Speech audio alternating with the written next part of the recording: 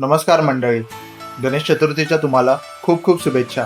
मी चेतन सुरेश सकपाळ गणेश चतुर्थीनिमित्त चिंचपोकळीच्या चिंतामणींसाठी लिहिलेली माझी एक छोटीशी कविता तुमच्यासमोर सादर करीत आहे.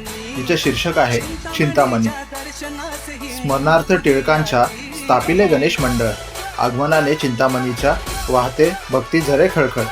फक्त 4 आणे वर्गणीवर सुरू केला होता जो उत्सव, आनंदात 105 वर्षांनंतरही साजरा जल्लोषात महोत्सव.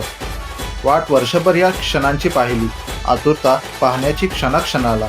व्यथा कशी तुला सांगू गणराया, आज भेटीची वेड्या मनाला.